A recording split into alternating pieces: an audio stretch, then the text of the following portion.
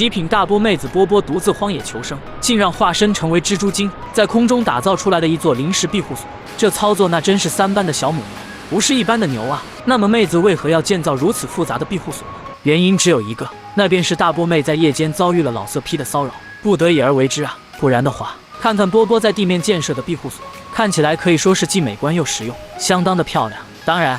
可千万别小看了波波，因为波波狠起来那是连超大的黑蝎子斗欧不放过，一口一个嘎嘣脆，鸡肉味啊，吃得美滋滋的。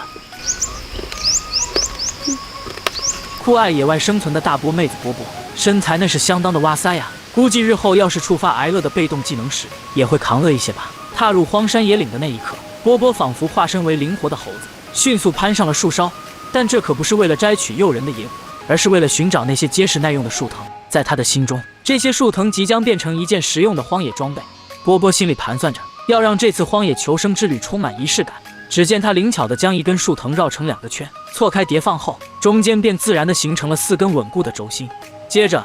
他用细树藤在这4根轴心之间穿梭交织，仿佛是在编织一件艺术品。不一会儿，一双合脚且双色相间的鞋底便呈现在眼前，既实用又美观。波波迫不及待地穿上新鞋，大小正合适，舒适感油然而生。但他并没有满足于此，又迅速为拖鞋加上了鞋面。虽然为了节省时间，鞋面的设计简约如人字拖，但他巧妙地在脚踝处用鞋带绑扎，增添了几分高跟凉鞋的优雅感。这双荒野版凉鞋简直是既实用又时尚。有了第1支的成功经验，第2支拖鞋的制作自然得心应手。波波再次施展他的编织魔法，很快就完成了另一双与之登对的鞋子。穿上这双新鞋，再配上他白皙的皮肤和鲜艳的红色脚趾甲，波波在荒野中显得格外耀眼，仿佛是现代与自然的完美融合。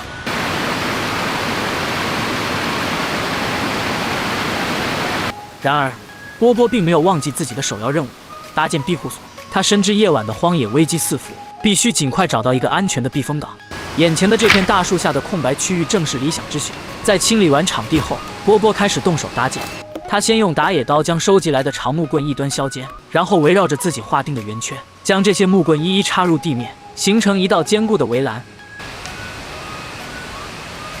为了进出方便，他在围栏的一端特意留出了一个80厘米左右的门洞口。接着，波波利用树藤将这些木棍紧紧缠绕在一起，编织出庇护所的墙面。他的动作熟练而有力，仿佛是在进行一场无声的舞蹈。这个步骤的操作难度不大，因为技术含量不高，只需在立柱间一前一后的来回穿梭即可。不过这个工程的工程量可是十分的巨大，毕竟墙面地面积可是不少，所需要的树藤以及编织的时间可是不短。而且中途的时候，波波还得不断的收集新的树藤，绝对算是耗时又耗力的活计了。在编织到70公分的高度之后，这个时候必须对门洞的顶部进行处理。只见波波直接来了一手徒手掰弯你的活计，便将2根立柱掰弯在一起了。随即还利用树藤将其死死地绑扎在一起，这样便形成了一个漂亮的门洞。而在后方那一堆直直的立柱还在看热闹之际，却是发现掰弯的命运也逐渐地降临在了他们的身上。因为波波这个屋顶可是要打造成为一个半波的形状，为此这些立柱那是无一幸免地被掰弯了。有了半波形状的主体框架之后，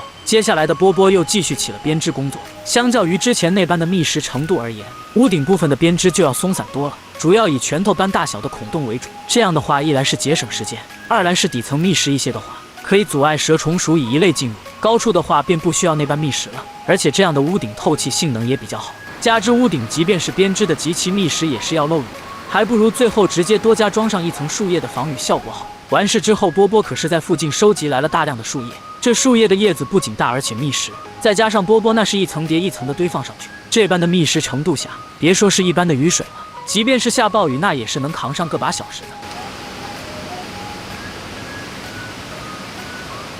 目前唯一担心的就是刮大风时，树叶屋顶会被掀飞掉。为此，波波先是利用树藤将部分树叶绑扎在了屋顶上，最后还搞出了一个超大的紧箍咒，将其直接套在了屋顶之上，箍住树叶屋顶，并且利用树藤将紧箍咒连接在了房屋立柱之上。这下算是彻底的压住了树叶了。做完这些之后，波波的荒野庇护所总算是建设完毕了。还别说，波波的庇护所看起来不仅美观，而且还很漂亮，空间也是不小，颇具美感啊。再在里面铺设上防水布和毛毯之后，便可以躺进去了。来吧，沉浸式的体验一下躺在里面具体是什么感觉吧。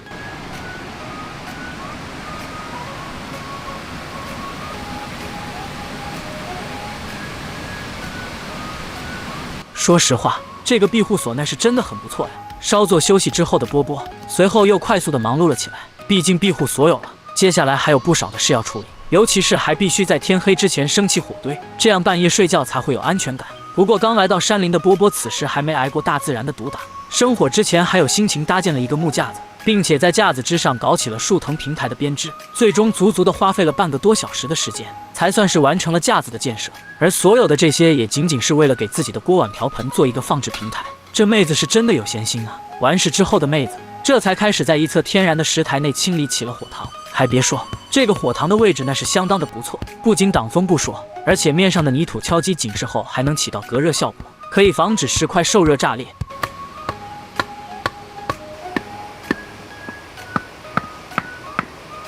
清理好火塘之后，波波又是在附近聚来了不少的干木柴，并且拿出了带来的随身小斧头，将这些木柴一一的劈砍成小块，方便之后使用。随后则是对着一根干竹片做起了周扒皮的活，直接刮了不少细细的竹蓉下来。雨林天气潮湿，想要利用打火石生起火来，干的竹蓉可是一种不错的生火材料。这不，在打了30多下之后，波波手中的竹蓉总算是有了小小的火星，而借助着火星，波波也是成功的燃起了篝火，有了庇护所，又有了火源，接下来那自然是该解决吃饭的问题的。波波带来的食材还是比较不错的，蔬菜有土豆，肉的话有牛肉块，再将一袋咖喱酱倒进去搅拌之后，加上一定量的水，便可以烹煮成一道美味的咖喱牛肉。夜幕降临，波波轻手轻脚地点亮了带来的油灯，那温暖而柔和的光芒瞬间洒满了整个庇护所，将四周映照得温馨而安全。他将油灯细心地挂在置物架上。晚餐时分，波波从包裹中取出了精心准备的咖喱土豆牛肉，那浓郁的香气瞬间弥漫开来。他拿起一块面包，在火堆旁轻轻烘烤，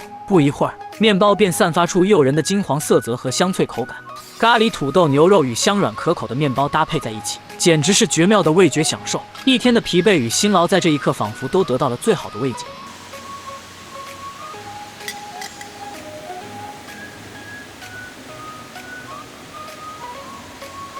随着咖喱土豆牛肉和一个大面包的消失，波波也迎来了这次荒野求生的第一个夜晚。他缓缓闭上眼睛，任由疲惫的身体沉入梦乡之中。美滋滋的睡上一夜之后，一大早的波波便起来了，而且还搞起了编织工作来。以五股树藤的焦点为起点，利用新树藤缠绕着10根轴，便可向外编织出一个圆盘。在达到15厘米的直径之后，便可调转90度的方向向上编织。这样的话，便能够编织出一个漂亮的树藤篮子来。不过波波的这个篮子可不是一般的篮子，而是收口形状的。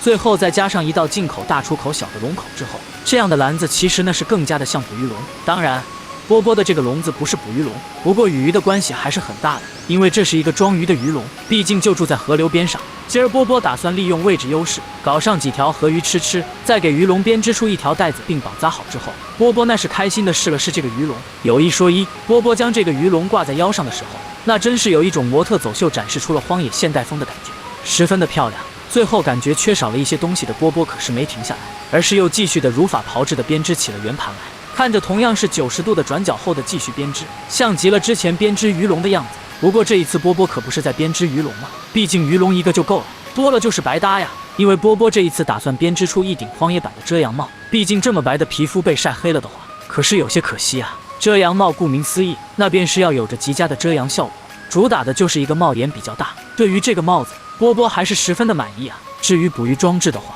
波波可是没有选择插鱼或者是制作捕鱼陷阱，而是将带来的针给烧红，最后靠着一手掰弯技术内加强，还看荒野瑶女郎的掰弯技术，直接搞出了一根钓钩。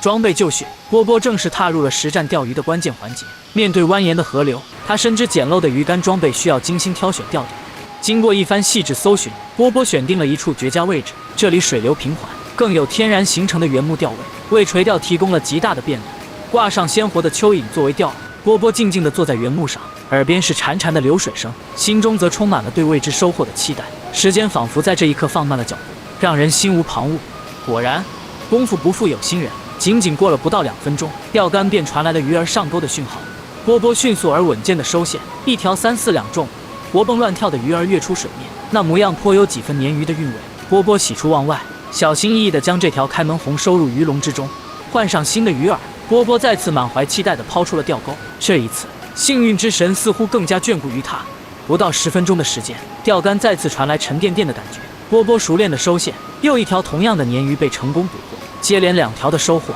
让波波信心倍增。他意识到这条河流中鲶鱼资源相当丰富，这份发现让波波倍感安心。他知道在食物短缺的荒野中，钓鱼将成为他赖以生存的重要技能之一。就这般的，波波最终可是钓到了怕是得有个5、6条的鱼儿，完美的实现了今日份收集食物的任务。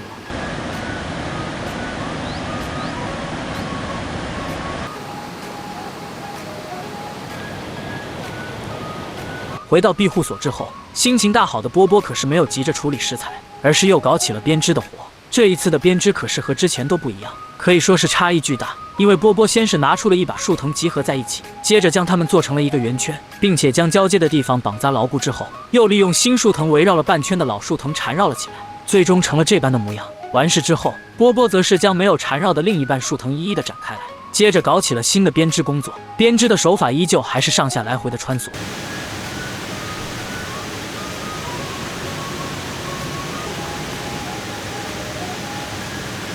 最终历经了1个小时的编织工作，一个外形十分漂亮的树藤篮子就完活了。有一说一，这个树藤篮子那是真的很不错，这要是拿出去卖的话，花个520的话，我还是愿意的，毕竟是波波亲手编织的呀。至于波波为何编织树藤篮子，波波可是卖了一个关子。先是搞了一些大米加水熬起了稀饭，接下来才来到了河边，展示起树藤篮子的作用来。原来搞了这么大半天，波波编织出篮子来，竟然是为了装他清理干净的鱼儿。好家伙，这真是鸭子头顶战青蛙，我直呼顶呱呱呀！先后将5条鲶鱼一一的清理干净之后，波波便回到了庇护所，准备烹饪晚餐。放置在炭火之上的大米粥，经过长时间的烹煮之后，可谓是汤汁浓稠，米香四溢。波波浅浅的尝了一口之后，可是美滋滋的，不过还是忍住继续吃下去的想法了，因为鱼儿还需处理一番才行。一会来上个大米粥搭配烤鱼，那绝对是绝子啊！插上竹签之后的烤鱼倾斜地插在了火堆一侧，再加上定期的翻转之后，这样的烤鱼受热可是十分的均匀。大约半个多小时之后，烤鱼便彻底的烤熟了，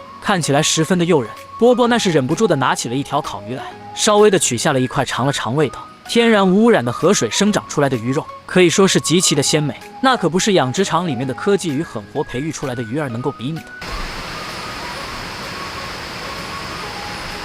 尽管手头上有着5条金黄酥脆的烤鱼，波波却展现出了他的理智与节制。他精心挑选出一条最大的烤鱼，细心地将鱼肉一片片剔下，温柔地融入了正在咕嘟冒泡的白米粥中，让那原本平凡的白米粥瞬间变得鲜香四溢，鱼肉与米粒交织出令人垂涎的美味。同时，他也拿起了一条稍小的烤鱼，直接品尝起来。竹签上的烤鱼外皮焦脆，内里鱼肉嫩滑多汁，而剩下的3条烤鱼，波波则小心翼翼地保存起来，作为明天的能量补给。这顿晚餐对波波来说简直是味蕾的盛宴。烤鱼与鱼肉粥各有千秋，一个焦香四溢，一个香甜软糯，两者搭配在一起更是美味难挡。波波吃得心满意足，脸上洋溢着幸福的笑容。饭后在温暖的庇护所内，他很快就进入了甜美的梦乡，享受着饱餐后的宁静与惬意。然而宁静的夜晚并未持续太久，一道突如其来的巨大响声划破了夜空，将波波从梦中猛然惊醒。他立刻警觉起来，全身的神经都紧绷着。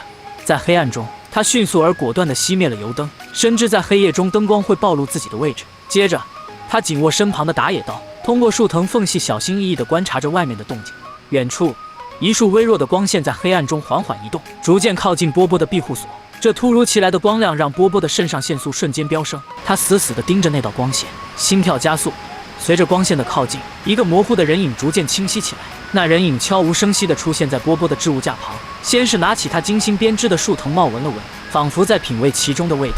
紧接着他又将波波的烤鱼拿起，直接开吃。那狼吞虎咽的样子让波波心疼不已，但他强忍住冲动，没有贸然出击，毕竟对方身份不明，万一是个危险人物呢？更让波波惊讶的是，那人影竟然还端起了他没吃完的大米鱼肉粥，大口大口地吃了起来，完全没有一丝客气。波波握着打野刀的手微微颤抖着，但他依然保持着冷静与警惕，生怕自己的任何动作都会惊动对方。就这样，他静静地观察着外面的动静，直到那人影吃完后离开。这一夜，波波再也无法安睡，他躺在床上辗转反侧，心中充满了不安与担忧。虽然那人影已经离开，但他不敢保证对方不会再次出现。为了自己的安全考虑，波波决定加强防护措施。天一亮，他就迫不及待地走出庇护所，在附近收集了大量的树藤，他计划利用这些树藤打造一个更加隐蔽且安全的庇护所——空中蜘蛛网庇护所。这个计划充满了挑战与未知，但波波相信，只要努力，就一定能够成功。让我们共同期待波波在接下来的日子里能够顺利打造出他的空中蜘蛛网庇护所吧。